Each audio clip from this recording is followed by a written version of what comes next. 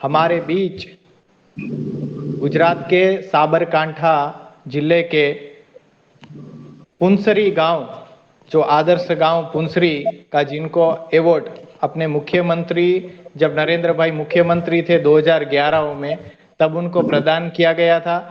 आदर्श गांव पुंसरी के सरपंच श्री हिमांशु भाई पटेल जी हमारे बीच जुड़े हैं। मैं उनका सूर्या फाउंडेशन के सभी कार्यकर्ताओं की ओर से शब्दों से स्वागत करता हूं। आज हम सभी का सौभाग्य है कि आज हमारे बीच श्री हिमांशु भाई पटेल जी आदर्श गांव पुंसरी की विकास यात्रा विषय पर चर्चा करेंगे। मैं हिमांशु भाई पटेल जी को अनुरोध करूंगा कि भाई साहब आप अपना विषय रखें। धन्यवाद। नमस्ते सभी दोस्तों को। आज सूर्या फाउंडेशन की ओर से आप सबसे मिलने का मुझे मौका मिला। आज का जो विषय है आदर्श गांव, आप सभी लोग भी फील्ड पे ग्रामीण क्षेत्र के विकास में कहीं ना कहीं आप लोग जुड़े होंगे। आप फाउंडेशन की ओर से काम करते होंगे, कोई वॉलंटरी काम करता होगा। मैं एज ए सिस्टम का पार्ट, यानी कि मैं इलेक्टेड रिप्रेजेंटेटिव के तौर पे 2006 से मैं इस गांव में काम कर रहा हूँ। मैं 2006 में फर्स्ट टाइम एक छोटा सा गांव, जिस गांव की पॉपुलेशन जनसंख्या करीबन 6000 की जनसंख्या है, करीबन 23 प्रकार के अलग अलग ज्ञाति के समुदाय के लोग इस गांव में बसते हैं। और वहां पे मेरी शुरुआत हुई। मेरी अपनी 23 साल की उम्र में पहली बार चुनाव लड़ा और इस गांव के सरपंच के दौर के ऊपर मैंने काम करना शुरू किया। आप सभी को मालूम है कि गांव में सरपंच का चुनाव लड़ना शुरुआत में तो कितना मुश्किल होता है, और उस चुनाव जीतने के बाद उस गांव के लोगों के साथ काम करना उससे भी ज्यादा कितना मुश्किल होता है। ये वो गांव जो डिस्ट्रिक्ट का सबसे हाईएस्ट क्राइम रेट है, यहाँ पे सबसे ज्यादा क्राइम इस गांव से होता है।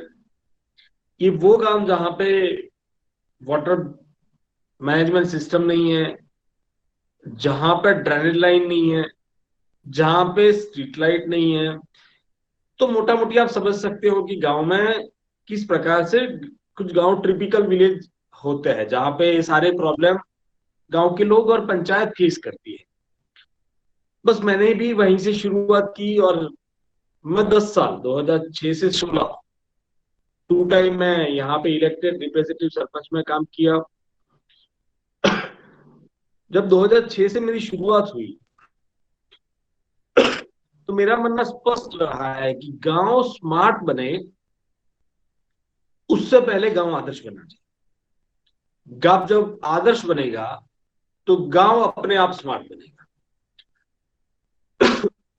और आदर्श और स्मार्ट, इन दोनों में इंडिया और भारत उतना जितना डिफरेंट है इंडिया और भारत में, उतना ही फर्क सिर्फ स्मार्ट और आदर्श में।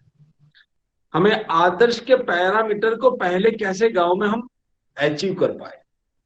मेरा ये मानना है कि कोई भी गांव में बेसिक फैसिलिटी आज होनी ही चाहिए। 100% लोगों को ड्रेनेज लाइन होनी चाहिए, 100% लोगों के यहाँ पानी पहुंचना चाहिए, 100% लोगों के यहाँ इलेक्ट्रिसिटी होनी चाहिए, 100% हाउस होल्ड में टॉयलेट होने चाहिए। ये बेसिक जरूरत है। अगर गांव को इतने साल के बाद अगर हम पानी की बात करेंगे, हम रास्ते की बात करेंगे, हम वहां पे ड्रेनेज लाइन की बात करेंगे, हम टॉयलेट की बात करेंगे, तो कैसे चलेगा। हमने 2006 से 2006, 7, 8 3 साल में सरकार की योजनाओं से, सिर्फ गवर्नमेंट स्कीम से 100% लोग, 1500 हाउस होल्ड है, इसमें ड्रेनेज लाइन, इसमें टॉयलेट, इसमें पीने की पानी की लाइन, इलेक्ट्रिसिटी, स्ट्रीट लाइट, वो सारी चीजें हमने सरकार की योजनाओं से पूर्णतः 100% हमने की। लेकिन गांव स्मार्ट और आदर्श सिर्फ पानी पहुंचाने से, टॉयलेट बनाने से या ड्रेनेज लाइन इंफ्रास्ट्रक्चर से गांव आदर्श नहीं बनता। आदर्श विलेज की परिकल्पना बहुत दूर की है। और जो जो मैं अपनी तरह से जो आदर्श विलेज मानता हूं कि गांव कैसा होना चाहिए, वो ये इंफ्रास्ट्रक्चर से बहुत जाके दूर है। हमने पानी तो दे दिया, लेकिन हम क्वालिटी वाटर देते हैं कि नहीं देते। हमने टैप के थ्रू पानी दे दिया, लेकिन हमने जब मात्रा तक चपास थी तब हमें मालूम पड़ा कि 2700 टीडीएस का पानी लोग पी रहे हैं। हम कहाँ से स्मार्ट और आदर्श विलेज की बात करें। हमने गांव में उस समय एक सेंट्रली मिनरल वाटर प्लांट शुरू किया। विलेज में सस्टेनेबल डेवलपमेंट की और हमें जाना। हमने कुछ चीजें शुरू तो कर देती है, सिस्टम में जब सरपंच बदल जाता है, कुछ कुछ लोग बदल जाते हैं, वो सिस्टम पूरी कैरोसो के नीचे आ पाते हैं। मेरा मानना था कि जो चीजें हम शुरुआत करते हैं वो लंबे समय तक चलनी चाहिए और सस्टेनेबल मॉडल की ओर भी हमें जाना चाहिए। हमने एक सेंट्रली मिनरल वाटर प्लांट शुरू किया है। मेरा 2007 में 7P मॉडल था। 7P दैट्स मीन पूसरी, people, public, panchayat, private, profit, partnership. कि हम सिर्फ प्लांट लगा दें उससे नहीं चलेगा। हमने रेवेन्यू के सोर्स को देखना पड़ेगा कि उससे हम कितनी रेवेन्यू पंचायत में जनरेट कर पाते हैं। हम लोगों को नो प्रॉफिट नो लॉस से कोई भी चीज हम मुफ्त में नहीं देंगे। हर एक चीज की टोकन फीस हमें लेनी है। हर एक चीज मुफ्त में हम लोगों को प्रोवाइड नहीं करेंगे। हमने टोकन फीस रखी ₹4 20 लीटर मिनरल पानी। हमने गांव के 3 लड़कों के साथ एक एमओयू बनाया। गांव से 20 विलेज को हमने क्लस्टर विलेज बनाया। वहां से मार्केट वैल्यू ₹20 ₹30 20 लीटर पानी जाएगा। वहां से हम रेवेन्यू जनरेट करके लेके आएंगे। और 5.5 लाख के खर्च से लगाया हुआ, सरकार की ग्रांट से लगाया हुआ प्लांट हमने लास्ट 10 साल में 20 लाख से ज्यादा प्रॉफिट उसमें से किया है। 20 लाख से ज्यादा रेवेन्यू जनरेट किया। तो हम एक ऐसे डेवलपमेंट की और भी हम आदर्श विलेज में बात करें कि जहां से लोकली गांव के लोगों के थ्रू, गांव के near about village, cluster village बना के हम कैसे वहां से रेवेन्यू को लेके आए। एक आरओ पानी जहां पे टीडीएस ज्यादा है, हमने ऑप्शन में इसको आरओ प्लांट शुरू किया। लेकिन उसमें से बहुत सारी चीजें निकल के लेके आए। हमने गांव के 3 लड़के हैं तो उनको प्लांट ऑपरेट के दिए लिए लिए दिए उनको प्लांट दिया। तो 10-12 लड़के हमने रोजगार के विषय को साथ जोड़ा कि गांव के लोगों को गांव में कैसे रोजगार मिले। और 4 विषय आदर्श विलेज में महत्वपूर्ण है। गांव की बात गांव में रहनी चाहिए, गांव का रोजगार गांव में रहना चाहिए, गांव का पानी गांव में रहना चाहिए, और गांव के लोग गांव में रहना चाहिए। इन चारों थीम के ऊपर हमने काम किया। जहां पे एवरी ईयर 10 से 12 एफआरआई होती है, वहां पे इस गांव में लास्ट 10 साल से क्राइम रेट 0 है। सिंगल एफआरआई नहीं हुई। इसका मीनिंग भी ये नहीं है कि यहाँ पे राम राज्य हो गया है और सब लोग आपस में झगड़ना या कुछ प्रॉब्लम बंद हो गया है। लेकिन गांव अपने आप में प्रॉब्लम की सॉल्यूशन करे, पुलिस थाने जाए, कोर्ट कचहरी में जाए, लोगों को बांध के भी नहीं रखते कि नहीं जाना है। अगर आपको गांव से ही प्रॉपर अगर उसका सॉल्यूशन नहीं मिलता है तो आपके लिए ओपन है। लेकिन गांव की बात गांव में रहे, उनके ऊपर भी हमें काम करना पड़े। हमने कम्युनिकेशन सिस्टम के ऊपर काम किया। हम टेक्नोलॉजी बेस को लेकर गांव में हमने पूरे गांव के सेंट्रली पीए सिस्टम शुरू की, पब्लिक अनाउंसमेंट सिस्टम की। सरकार की स्कीम लोगों तक कैसे पहुंचे। और इस गांव में कोई एनआरआई नहीं है, कोई बड़े बड़े इंडस्ट्रियलिस्ट के लोग नहीं रहते, कोई बहुत बड़ा बड़ी कंपनी, एनजीओ, सीएसआर, वैसा कुछ नहीं है। यहाँ पे 12 साल में 20 करोड़ का फंड आया है, वो सारी सरकार की योजना से। 20 करोड़, लार्जेस्ट इंडिया की पहली पंचायत होगी जिसका ऑन अकाउंट रोजमेंट लिखा गया होगा। सब पैसे सरकार के। सरकार की योजना से गांव में कैसे डेवलप और कैसे गांव आदर्श बने, उनके ऊपर भी काम हुआ। हमने पब्लिक अनाउंसमेंट सिस्टम की, जहां पे सरकार की योजना, मैंने देखा 2007-8 में योजनाएं जितनी बनती है, नीचे उतरते उतरते योजना बंद हो जाती है। पंचायत को जब तक मालूम पड़ता है, खैर आज तो व्हाट्सएप और फेसबुक का जमाना आ गया, उस समय तो ये सोशल मीडिया और ये सारी चीजें उतने भी स्ट्रांग नहीं थी। आज उतनी स्ट्रांग होने के बावजूद भी पंचायत को मालूम नहीं पड़ता और स्कीम बंद हो जाती है। लोगों तक इंफॉर्मेशन गैप बहुत। दिल्ली में बनी हुई या स्टेट लेवल पे बनी हुई योजना पंचायत और पंचायत से नीचे पहुंचाते तक योजनाओं का स्वरूप बदल जाता है। हमने पीए सिस्टम शुरू की, एज लाइक एज रेलवे और एयरपोर्ट पे ऊपर होते हैं। गांव में 120 हमने स्पीकर पॉइंट लगाए। सुबह शाम गांधी बापू के वैष्णव जयंती भजन शुरू हो। जितनी सरकार की योजना जब बन के उसका स्वरूप बनता है, लोगों तक हम इमीडिएट पहुंचाते हैं। कल आधार कार्ड का कैंप लगने वाला है, लोगों को अनाउंसमेंट किया जाएगा कि भाई आधार कार्ड का कैंप होने वाला है। गांव में इंश्योरेंस पॉलिसी, जनधन बीमा बीमा प्रीमियम शुरू हो रहा है, लोगों को इन्फॉर्मेशन दी जाएगी कि भाई ये जनधन बीमा शुरू हो रहा है। ये छोटी छोटी इन्फॉर्मेशन, गांव में किसी का बर्थडे है तो लोगों को शेयर करो, गांव में किसी का डेथ हुआ है तो लोगों को इन्फॉर्मेशन पहुंचाओ। इन्फॉर्मेशन लोगों तक पहुंचनी बहुत जरूरी। कितनी बारिश हुई है 24 आवर्स में लोगों को इन्फॉर्म करो कितनी बारिश हुई है, कितनी धूप होने वाली है इन्फॉर्मेशन करो लोगों को कितनी धूप होने वाली है। वो सारी इन्फॉर्मेशन अंतिम व्यक्ति तक पहुंचनी चाहिए। वो अगर खेत में गया है शाम को आके पूछेगा कि आज क्या अनाउंसमेंट हुआ था पंचायत से, पंचायत ने आज क्या इन्फॉर्मेशन शेयर की है। खुद की एक information system as like as radio हमने 2007 में शुरू की, और इसका इतना बेनिफिट हुआ गांव में कि जितने स्टेट और सेंट्रल की जितनी योजनाएं चल रही है वो सारी योजनाओं का मेरे गांव में ग्रोथ रेट 99% है। यहाँ 99% लोगों के पास आधार कार्ड है, इलेक्शन कार्ड है, रेशन कार्ड है, बैंक अकाउंट है, जनधन बीमा पॉलिसी है। ये छोटी छोटी इंफॉर्मेशन है पीए सिस्टम के थ्रू लोगों तक पहुंचनी शुरू, और लोग सरकार की स्कीम के साथ जुड़ना शुरू। ये आदर्श विलेज की एक कल्पना है। मैंने बहुत बड़े गेट बना दिए, इंफ्रास्ट्रक्चर होना चाहिए, इंफ्रास्ट्रक्चर बेस करना पड़ेगा, लेकिन इंफ्रास्ट्रक्चर एक विषय अलग है और लोगों को आदर्शता के साथ गांव में रखना एक चीज अलग है। हमने टेक्नोलॉजी बेस का भी गांव में उपयोग किया। हमने door to door waste collection शुरू किया, वेस्ट टू रिन्यूएबल एनर्जी के ऊपर काम किया, गांव के अपने कम्युनिटी हेल्थ सेंटर शुरू किए। लार्जेस्ट सेल्फ हेल्प ग्रुप मैंने 2009 में शुरू किए एकदम, 109 सेल्फ हेल्प ग्रुप, 1300 से ज्यादा बहनें उसमें पार्टिसिपेंट हुई। आज 89 सेल्फ हेल्प ग्रुप स्टिल अच्छी हालत में वो लोग काम कर रहे हैं। माइक्रो फाइनेंस के ऊपर हमने काम किया ताकि गांव में ही रह के वो अपने सखी मंडल की बहनें अपने सोर्स ऑफ इनकम के ऊपर वो लोग काम कर सके। हमने एजुकेशन, प्राइमरी स्कूल हो, हायर सेकेंडरी हो, एजुकेशन में drop out rate last 8 year इस गांव में 0 है। इस गांव में वैक्सीनेशन लास्ट 8 ईयर 100% वैक्सीनेशन हुआ है। Infant mortality, mother mortality last 8 year इस गांव में 0 है। माता मृत्यु दर, बाल मृत्यु दर 0 है।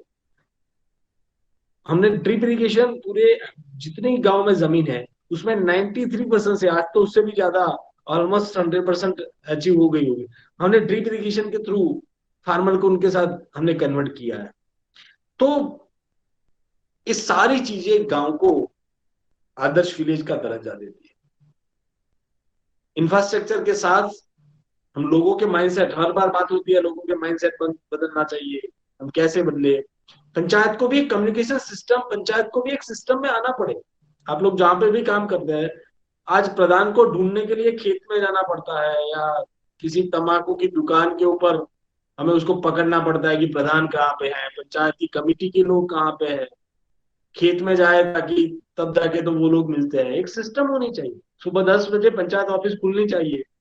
वहां पे जैसे गवर्नमेंट के ऑफिसर है वैसे पंचायत के सरपंच के साथ, पटवारी के साथ सारे लोग एक सिस्टमेटिक तरीके से 10 से 2 बजे तक लोगों के साथ बैठे, लोगों के प्रॉब्लम ऑनलाइन कंप्लेन रजिस्टर हो, लोगों के छोटे छोटे कंप्लेन।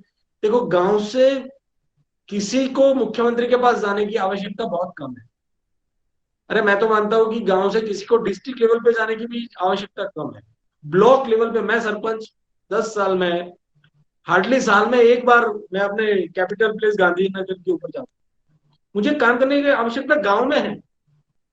मैं क्यों सीएम के पास जाऊं, मैं क्यों मिनिस्टर के पास जाऊं। मेरे पास जब इतने पावर एलोकेटेड है, मेरे पास इतने फंडिंग, रेवेन्यू 2006 में, मेरा खुद का रेवेन्यू का मॉडल है, 2006 में इस पंचायत के पास 1,20,000 का लॉस था। 2012 में इस पंचायत के पास 1 करोड़ रुपए की फिक्स डिपॉजिट थी। 1 करोड़। लोकली कैसे हम रेवेन्यू को जनरेट कर पाते हैं? हमने टैक्सेस कलेक्शन को स्ट्रॉन्ग किया, हमने रेसिडेंशियल प्लॉट लेके उनमें से इनकम शुरू की, हमने गांव में ही कॉमर्शियल कॉम्प्लेक्स बना के उनमें से इनकम हमने शुरू की, हमने सफाई टैक्सेस को कंपलसरी किया, हमने कॉमर्शियल सफाई टैक्स को अलग तरीके से कंपलसरी किया। तो हम एक रेवेन्यू भी अपना अच्छी तरीके से बना सकते हैं। अगर सरकार टाइड के फंड के लिए पैसे देती है पर्टिकुलर काम के लिए, लेकिन मेंटेन तो पंचायत को करनी है। हमने पाइपलाइन तो सरकार के पैसे से बना दी, लेकिन पाइपलाइन लीकेज हुई तो मेंटेन मुझे करना है, और उस मेंटेन के लिए मेरा खुद का ऑन फंड होना चाहिए जो मुझे क्रिएट करना पड़ेगा, जो हमने उसमें से बना के लोगों तक ये फैसिलिटी हमने उस समय से शुरू की। दोस्तों पंचायत, आप अगर एक फाउंडेशन के थ्रू गांव में जाते हैं, मैं आपकी दिक्कत समझता हूँ क्योंकि मैं ऑल ओवर इंडिया में बहुत सारी कंपनियों के सीएसआर एडवाइजरी में काम कर रहा हूँ, बहुत सारे प्रोजेक्ट को मैं हैंडल कर रहा हूँ। तो आप अगर गांव में जाते हैं तो आपको जो सपोर्ट मिलना चाहिए कहीं नहीं मिलता। सरपंच आपको सपोर्टिव नहीं है, पटवारी बात नहीं सुनता है, लोगों को गांव में कुछ करना नहीं है। आपको भी ये लगता है कि लोग ऐसे हैं, पड़े रहेंगे, इस देश में कुछ बदलने वाला नहीं है। आप भी कहीं फ्रस्ट्रेट हो जाते हो कि हमें भी ये सिस्टम बदलनी है, लेकिन आप कैसे बदले, और इस फ्रस्ट्रेशन में कहीं आप थोड़ा मोटा काम करते होगे, थोड़ा छोड़ देते होगे। लेकिन अगर कोई गांव में जाए, मैं मानता हूँ कि आप अपने फाउंडेशन और जितने लोग जुड़े हैं, आपने कुछ कमिटियां भी फॉर्म की होगी, लेकिन एक विलेज कोऑर्डिनेट कमिटी करके एक नई कमिटी के थ्रू आपको काम करने की शुरुआत करनी चाहिए। मैंने 2008 में जब मैंने लिस्ट निकाला कि मेरे गांव में कितने लोग हैं जो सरकारी लोग गांव में इस गांव के भले के लिए काम कर रहे हैं, तो जब मैंने लिस्ट बनाया तब मुझे मालूम पड़ा कि मेरे गांव में करीबन 52 लोग ऐसे हैं कि जो डेली इस गांव में कहीं ना कहीं सर्विस के लिए, काम के लिए आते हैं। मैंने उनका एक एजेंडा निकाला। उनमें कौन लोग आएंगे, तो प्राइमरी स्कूल के टीचर, प्रिंसिपल है तो वो इस कमेटी में आएगी, विलेज कोऑर्डिनेट कमेटी में। आंगनवाड़ी की कार्यकर्ता आएगी, हेल्थ वर्कर की आशा वर्कर बने आएगी, पीएससी है तो वहां के मेडिकल ऑफिसर आएगी, वेटरनरी ऑफिसर आएगा, इलेक्ट्रिसिटी का हेल्पर आएगा। अरे गांव में पोस्ट मास्टर, जो टपाल बांटने वाले जो व्यक्ति है, उनका भी गांव में की रोल है। कोई गांव ने पोस्ट मास्टर को बुलाया नहीं है कि कितनी टपाले गांव में आ रही है, कितने पासपोर्ट बन के गांव में आ रहे हैं। उसको घर घर का माउथ टू माउथ टॉक है। मैंने इस कमेटी में पोस्ट मास्टर को भी डाला, पुलिस थाने के जमादार को भी डाला। ऐसे सारे लोगों की मैंने कमेटी रजिस्टर करवाई, और हर महीने ये सारे लोग गांव के हाथ पैर हैं। वो एक ऑफिस में वहां पे बैठेंगे और हर डिपार्टमेंट का फॉलोअप वो इंटरनली देंगे। आंगनवाड़ी बहनें आएंगी तो लेके आएंगी कितने बच्चे माल न्यूट्रिशन में है, कि माल न्यूट्रिशन बच्चे हैं, इनके ऊपर काम करना चाहिए। और लास्ट 8 ईयर, 8 to 9 ईयर इस गांव में कुपोषित बच्चे, माल न्यूट्रिशन बच्चों की मात्रा 0 है। एक भी बच्चा माल न्यूट्रिट नहीं है। और एक टीम जो बनाई है, टीम इंटरनली शेयरिंग करेगी। आशा वर्कर बहनें आएंगी तो गांव में कितनी प्रेग्नेंट बहनें हैं, सगर्भा बहनें हैं, उनका लिस्ट लेके आएंगी। इलेक्ट्रिसिटी का हेल्पर आएगा तो कहाँ कहाँ बिजली की आवश्यकता है वो लेके आएगा। इंटरनली ये सारे लोग एक दूसरे के साथ अपनी डिपार्टमेंट की बात शेयर करते। मेरे गांव में number of 314 below party line के लोग हैं, बीपीएल फैमिली है। उनमें पहला नाम है परमार बैचर जी, शामत जी। उसका स्कोर नंबर 7 है। उसका ऑनलाइन फॉर्म नंबर ACTAPL 703772 उससे लेके 328वां नाम है रावण मुकेश कुमार शना भाई। ये 328 की बीपीएल लिस्ट मुझे भी कंठस्थ है और मेरी एक कोऑर्डिनेट कमेटी के लोगों को भी कंठस्थ है। ये कब बना, जब गांव के ही लोग बैठ के एक दूसरे के साथ कोऑर्डिनेट करना शुरू, और एक आदर्श गांव की कल्पना है। और ये आदर्श गांव जहां पे पंचायत अपनी तरीके से, पंचायत के लोग बैठ के उस पंचायत की रोड मैप तैयार करें और उनके ऊपर काम। तो विलेज कोऑर्डिनेट कमेटी में भी हमने बहुत सारा काम करने की शुरुआत की। दोस्तों एक रेवेन्यू हो गया, जहां पे इंफ्रास्ट्रक्चर हो गया, जहां पे लोगों को जोड़ना हो गया, जहां पे गवर्नमेंट सिस्टम के लोगों को जोड़ना हो गया, जहां पे टेक्नोलॉजी हो गई। ये सारी चीजें अगर गांव करने की शुरुआत करेगा तो वो गांव जरूर आदर्श विलेज की नई ऊंचाइयों को छुएगा। बहुत सारे कॉन्सेप्ट है, और मैं मानता हूँ कि गांव में पैसे से होने वाले काम 10 है। जहां पे आपको रास्ता बनाना है पैसे चाहिए, आपको ड्रेनेज बनाना है पैसे चाहिए, आपको टेक्नोलॉजी लानी है पैसे चाहिए, आपको नए अच्छे गेट बनाने हैं पैसे चाहिए। लेकिन गांव में नंबर ऑफ 100 काम, 100 100 काम ऐसे है जिसमें एक भी पैसे की आवश्यकता नहीं है, और उनके ऊपर काम पहला शुरू होना चाहिए। जहां पे बिना पैसे से जो गांव में काम होते हैं वो पहले शुरू होने चाहिए। और मैंने 100 काम को प्रायोरिटी ज्यादा दी। अगर किसी को बैंक अकाउंट ओपन करना है, कहाँ पैसे की आवश्यकता? गांव में बच्चों को माल न्यूट्रिशन में करना है, कहाँ पैसे की आवश्यकता? गांव में ड्रॉप आउट रेट जीरो करना है, कहाँ पैसे की आवश्यकता? गांव में सेल्फ हेल्प ग्रुप शुरू करने हैं, कहाँ पैसे की आवश्यकता? ऐसे 100 काम है जिसमें पैसे नहीं चाहिए, बिना पैसे से आराम से हो सकते हैं। तो उनके ऊपर भी काम प्रायोरिटी होनी चाहिए। हमने एग्रीकल्चर में काम करना है, कहाँ पैसे चाहिए? बहुत सारे काम है।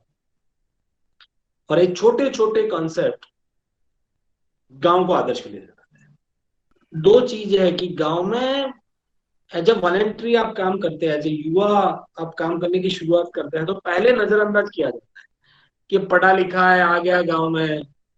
गांव मुझे भी, मैंने भी ये फेस किया है। आप समझ सकते हैं, 23 साल की उम्र में कॉलेज से निकला हुआ लड़का गांव में आता है और चुनाव लड़ने के लिए पहले कुछ काम शुरू करता है तो बोलता है कि गांव चलाना बच्चों का खेल नहीं है, गांव में बहुत प्रॉब्लम है, आए हो तो चले जाओ, गांव नहीं संभाल सकते।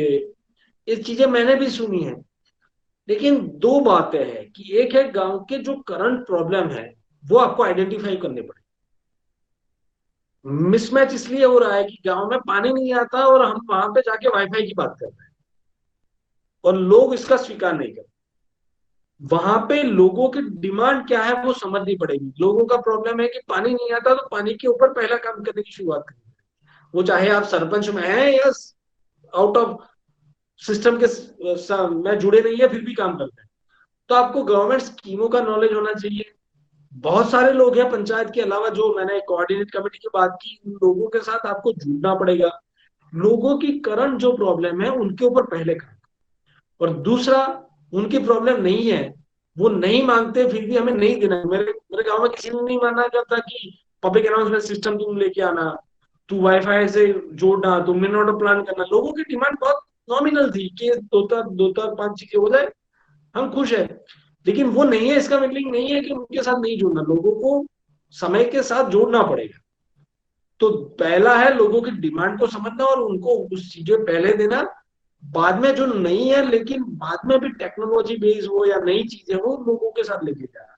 अगर ये दोनों चीजों आप पैरेलल लेके जाएंगे तो लोग एक्सेप्ट करना शुरू।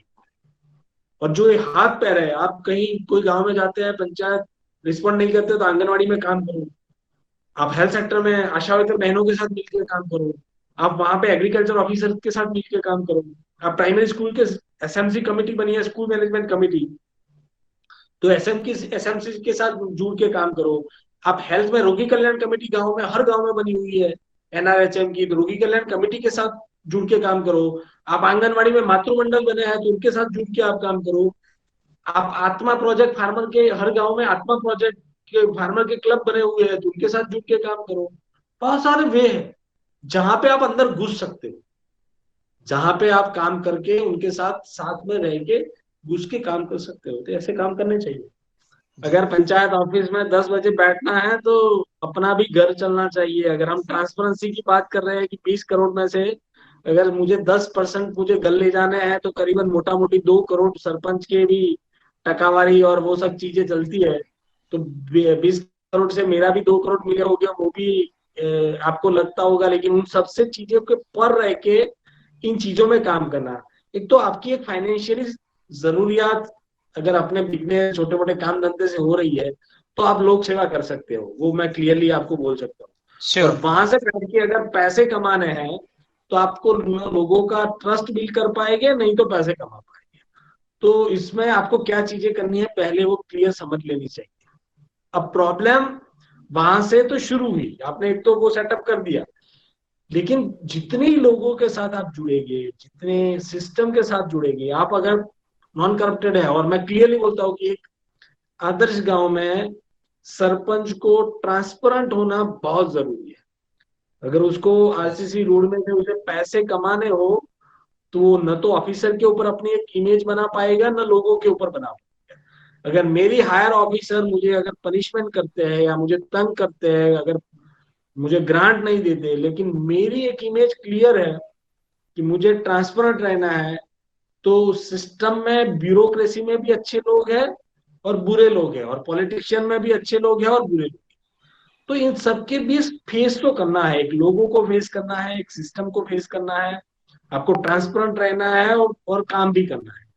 तो प्रॉब्लम आएंगे जहाँ पे लोगों के माइंडसेट चेंज करना है, एक दो दिन का खेल नहीं है। मेरा 12 साल लगा है, तब जाके लोगों के, मैंने 2006 में जिस लोगों को रास्ते के ऊपर पानी डालते हुए देखा है, वो लोग खुद ड्रेनेज लाइन साफ करते हुए भी मैंने देखा हुआ है। तो ये बिहेवियर चेंज है, उसमें टाइम लगता है, लेकिन डेली कम्युनिकेशन वाली बात है। अगर मैं सरपंच हूं तो फुल टाइम सुबह 10 से 5 बजे तक मुझे सरपंच में काम करना पड़ेगा, तब जाके लोगों के बिहेवियर चेंज होंगे, और तब जाके लोग आपको सपोर्ट करना शुरू होंगे, आपके ऊपर ब्लेम होंगे, आपके ऊपर आक्षेप होंगे, आपके ऊपर लोग आरटीआई कर देंगे, आपके अगेंस्ट कुछ जाएंगे, इलेक्शन में वोट नहीं देंगे। इन सबके बीच भी अगर आप क्लियर है तो आप एक दिन निकल पाएंगे। और दूसरा मेरा मंत्र रहा है कि चुनाव जीतने के लिए 51% लोग साथ होंगे तो मैं चुनाव जीत जाऊंगा, लेकिन गांव को आदर्श विलेज बनाने के लिए 100% लोग मेरे साथ चाहिए। तो मुझे उस 100% लोगों के साथ जुड़ना पड़ेगा। तो बहुत बड़े बड़े प्रॉब्लम को भी हमने ओवरलुक करते हुए निकलना है। देखिए, शुरुआत में मेरा वो ऐसा कोई प्लान रोड मैप नहीं था कि मैं इस आदर्श विलेज के ऊपर, स्मार्ट विलेज के ऊपर जाऊंगा। 2006 से एक नॉर्मल वे में काम शुरू हुआ, जहाँ पे गांव में बेसिक नीड के ऊपर काम शुरू हुआ था। जैसे जैसे काम करते गए उसमें नई चीजें जुड़ती थी, और बटनेचर गांधी बापू की आदर्श ग्राम विलेज की कल्पना रही हो, ग्राम स्वराज की उनकी बात रही हो, प्राइम मिनिस्टर जब करम चीफ मिनिस्टर थे तो उन्होंने नारा दिया था आत्मा गांव की सुविधा शहर की, तो वहां से कुछ चीजें सीखने को मिली। लोग माइग्रेट ना हो, लोग गांव में रहे, मेरा गांव अपना गांव, उस थीम के ऊपर। तो बहुत सारे लोगों के विचार मिले, और मैं अकेला नहीं हूँ, मेरे पास बहुत बड़ी फौज है इस गांव में। 100 से ज्यादा यंग लड़के लड़कियां मेरे ब्रांड एम्बेसडर हैं। और मैं मानता हूँ कि गांव में वॉलेंट्री कोई काम नहीं करना चाहिए, वो मेरे ब्रांड एम्बेसडर होने चाहिए। तो ऐसे ब्रांड एम्बेसडर जुड़े, छोटे से छोटा कर्मचारी से लेके सारे लोग जुड़ते गए, तो ये आदर्श विलेज की कल्पना सब लोगों के विचार से जुड़ के हम कर पाए। कोई पर्टिकुलर एक या दो व्यक्ति मैं नहीं मानता कि जिससे मैं कर पाया हूँ, बहुत सारे लोगों को साथ लेके, बहुत सारे लोगों के विचार को लेके मैं इस सीन को कर पाया। बहुत बहुत धन्यवाद हिमांशु भाई। मुझे लगता है कि बहुत ही सरल शब्दों में और एक मॉडल जो हम केवल सुनते थे, हमें देखने का मौका तो नहीं मिला, लेकिन वीडियो के माध्यम से और इस पे, और जो जोश एक चैनल है जिसपे मैंने आपका वक्तव्य भी सुना, तो जो ऐसी ऊर्जावान बातें आपने कही और एक युवा के लिए आप प्रेरणा स्रोत हैं। तो कहीं ना कहीं आज जो सूर्या फाउंडेशन टोली को, आदर्श गांव योजना टोली को जो आपका मार्गदर्शन मिला है, कहीं ना कहीं इस युवा टोली को भी ऊर्जा प्रदान करने वाला है। और निश्चित ही आपके जो बताए हुए तरीके हैं, सिस्टम है, इसको कहीं ना कहीं हम इम्प्लीमेंट करके और कुछ अच्छा उदाहरण प्रस्तुत करेंगे, और जरूर आपको उस स्थान पर लेकर आएंगे। तो मुझे लगता है कि आपको भी खुशी होगी और हमें भी खुशी होगी कि इस मॉडल को हम और अन्य जगह भी इम्प्लीमेंट कर पाएंगे। तो सूर्या परिवार में आपने समय दिया, सूर्या परिवार आपका आभारी है, मैं बहुत बहुत धन्यवाद करता हूं। ऐसे ही भविष्य में भी आपका मार्गदर्शन युवा टोली को मिलता रहेगा। बहुत बहुत आभार, बहुत बहुत धन्यवाद।